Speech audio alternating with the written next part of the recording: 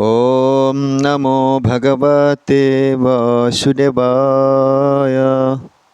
Srimad Bhagavatam Mahapurana Bab 2 Sloka 5 dalam topik ketuhanan dan pelayanan suci kepadanya.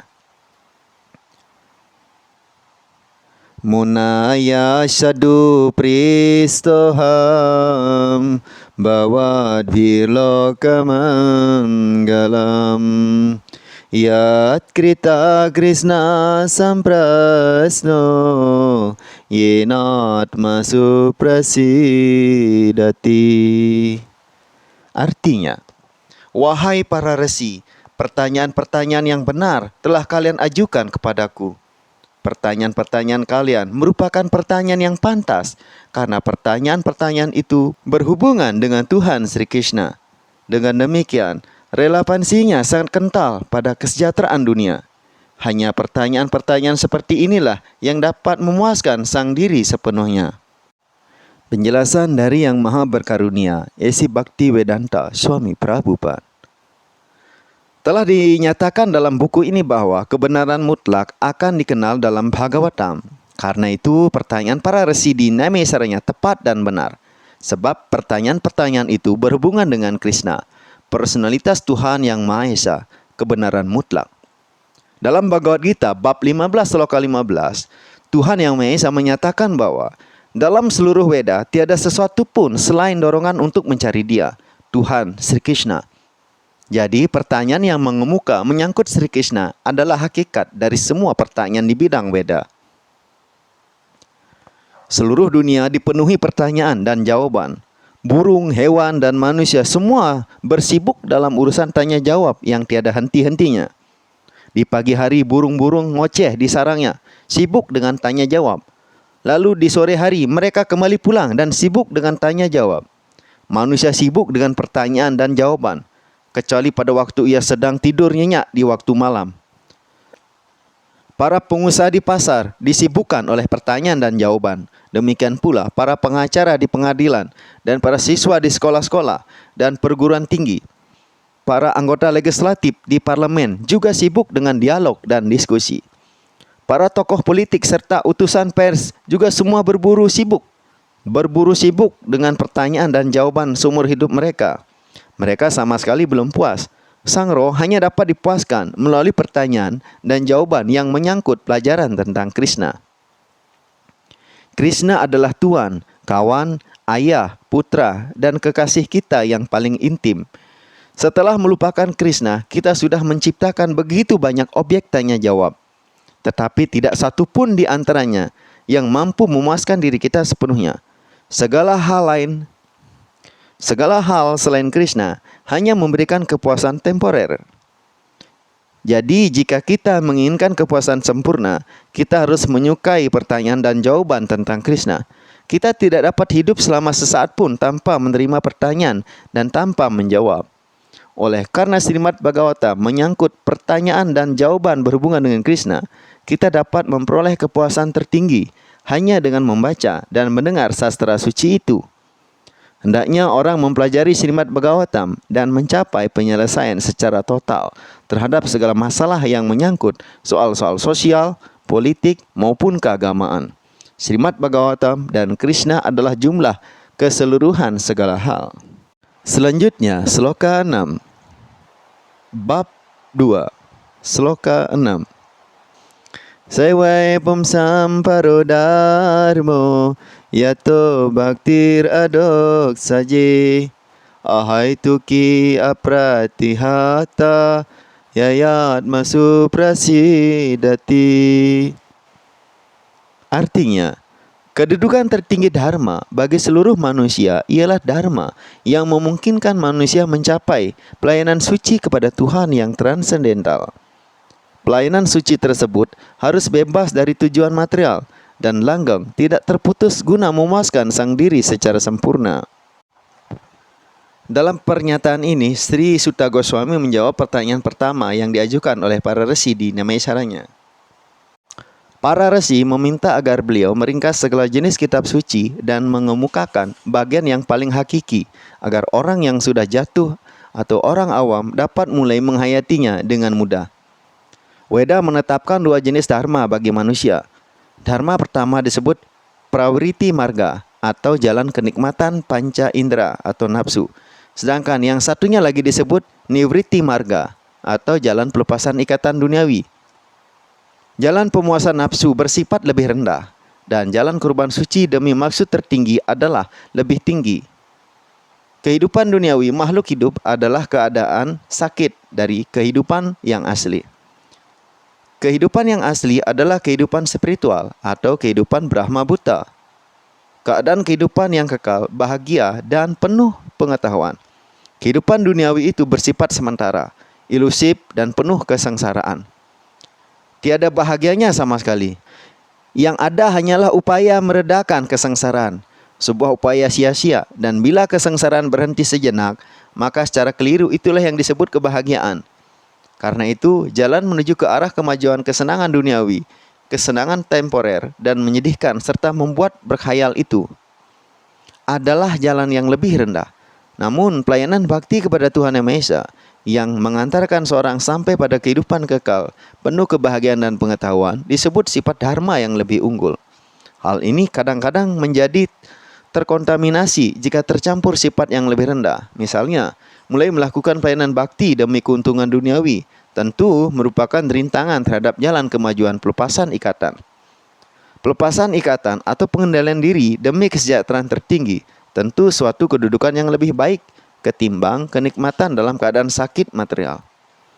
Kenikmatan tersebut hanya memperpanjang durasi keadaan sakit tersebut dan memperparah gejala-gejalanya. Karena itu, pelayanan bakti kepada Tuhan haruslah murni, yakni tanpa sedikit pun keinginan kenikmatan duniawi. Karena itu, seorang harus menerima kualitas kedudukan yang lebih mulia dalam bentuk pengabdian suci kepada Tuhan tanpa motivasi dan keinginan yang tidak dibutuhkannya, yaitu usaha yang berpahala dan falsafah spekulasi. Hanya inilah yang dapat menghantarkan seorang sampai pada kedamaian abadi dalam pengabdian kepada Tuhan. Kita secara sadar menyebutkan kata dharma sebagai kedudukan karena makna dari kata dharma adalah yang menopang kehidupan seseorang. Penopang kehidupan makhluk hidup ialah untuk menyelaraskan aktivitasnya dengan hubungan kekalnya dengan Tuhan Yang Maha Esa Krishna. Krishna adalah poros pusat makhluk hidup, dan dia adalah entitas hidup yang maha menarik atau bentuk yang kekal di antara semua makhluk hidup atau bentuk-bentuk kekalnya. Setiap makhluk hidup mempunyai bentuk kekal dalam kehidupan spiritual, dan Krishna adalah daya tarik yang kekal bagi semuanya. Krishna adalah keseluruhan lengkap, dan segala sesuatu yang lain adalah bagian-bagian yang tidak terpisahkan darinya. Hubungan antara segala sesuatu dengan Krishna ialah hubungan antara yang melayani dan yang dilayani tersebut, yang merupakan bentuk hubungan dekat yang paling menyenangkan. Seseorang dapat mengisapi hubungan tersebut selama ia sedang maju dalam pelayanan bakti.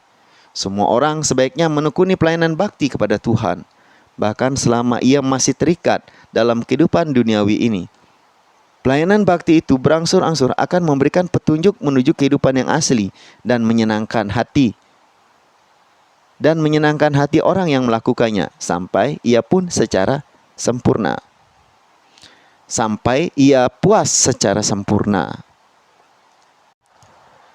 Selanjutnya, bab 1, sloka 7. Vasudeve Bhagavati Bhakti Yoga Prayojitaha Janayati Asu Vairagyam Gyana Chayata Hetukam. Vasudeve Bhagavati Bhakti Yoga Prayojitaha Janayati Asu Vairagyam Gyanam Cayatahaitukam.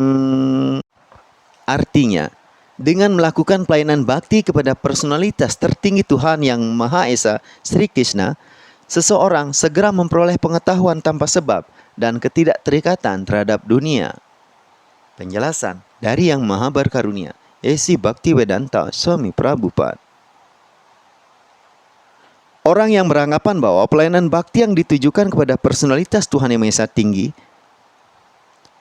orang yang beranggapan bahwa pelayanan bakti yang ditujukan kepada personalitas yang maha tinggi Sri Krishna hanyalah sebuah hubungan emosional yang duniawi, mungkin akan mengatakan bahwa pengorbanan, kedermawanan, pertapaan, pengetahuan, kekuatan batin, dan proses-proses keinsipan rohani yang serupa dianjurkan dalam berbagai kitab suci. Menurut mereka, bakti atau pelayanan bakti kepada Tuhan dimaksudkan bagi orang yang tidak memiliki kesanggupan untuk melakukan kegiatan tingkat tinggi. Menurut mereka, bakti atau pelayanan bakti kepada Tuhan dimaksudkan bagi orang yang tidak memiliki kesanggupan untuk melakukan kegiatan tingkat tinggi. Pada umumnya dikatakan bahwa culture bakti dimaksudkan bagi kaum sudra, waisya, dan golongan perempuan yang kurang cerdas. Tetapi itu bukan fakta yang sesungguhnya. Culture baktilah yang tertinggi di antara segala kegiatan spiritual. Dan karena itu, bakti sekaligus mulia dan mudah. Bakti mulai bagi para penyembah murni Tuhan yang serius untuk mencapai hubungan dengan Tuhan Yang Maha Esa. Dan mudah bagi murid baru yang baru berada pada ambang pintu rumah bakti. Cara mencapai hubungan dengan personalitas Tuhan Yang Maha Esa Sri Krishna merupakan ilmu pengetahuan yang mulia dan terbuka bagi semua makhluk hidup, termasuk kaum sudra, waisya, perempuan, dan bahkan orang yang lahir dalam keadaan lebih rendah lagi dari kaum sudra, yang kelahirannya dianggap rendah. Apalagi orang yang berasal dari golongan tinggi seperti kaum Brahmana yang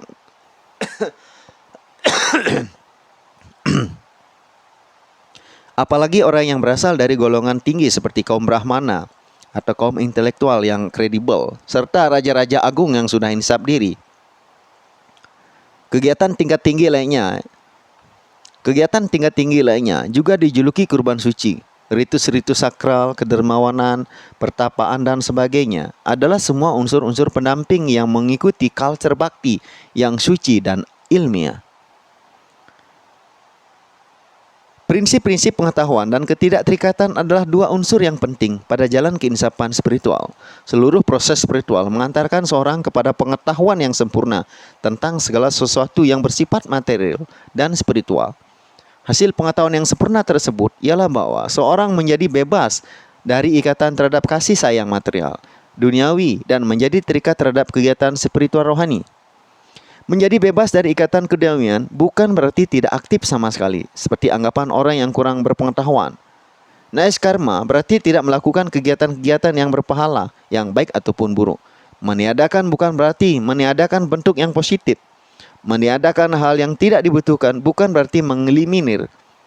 Bukan berarti menggeliminir hal-hal yang dibutuhkan. Begitu pula, ketidakterikatan terhadap bentuk-bentuk material bukan berarti meniadakan atau menggeliminir bentuk positif. Apabila bentuk positif diinsapi, maka bentuk-bentuk negatif dihilangkan. Dengan perkembangan culture bakti, dengan pelaksanaan pengabdian positif kepada bentuk positif, sewajarnya seorang menjadi bebas dari ikatan terhadap hal-hal yang lebih rendah, dan ia menjadi terikat terhadap hal-hal yang lebih tinggi. Begitu pula, budaya bakti sebagai dharma tertinggi makhluk hidup membawa makhluk keluar dari kenikmatan indera yang bersifat material. Itulah tanda seorang penyembah Tuhan yang murni. Penyembah murni bukan orang bodoh dan tidak berburu sibuk dalam energi-energi rendah ataupun memiliki nilai-nilai yang bersifat duniawi. Ini tidak dimungkinkan melalui argumentasi yang gersang, tetapi sungguh-sungguh terjadi berkat karunia dari Yang Maha Kuasa. Sebagai kesimpulannya, seorang penyembah Tuhan yang murni mempunyai segala sifat baik lainnya, yaitu pengetahuan, ketidakterikatan, dan yang lainnya. Namun orang yang hanya memiliki pengetahuan ataupun hanya ketidakterikatan semata belum tentu menguasai prinsip-prinsip culture bakti dengan baik. Bakti adalah kedudukan tertinggi manusia. Demikian pembacaan Srimad Bhagavatam pada pagi hari ini. Kita telah membaca 5 sloka dari bab 2 dalam topik ketuhanan dan pelayanan suci kepadanya. Semoga hari-hari Anda berbahagia, penuh karunia. Semoga hari-hari Anda penuh dengan kebahagiaan. Segala berkat datang dari segala penjuru. Sampai jumpa esok pada waktu dan kesempatan yang sama.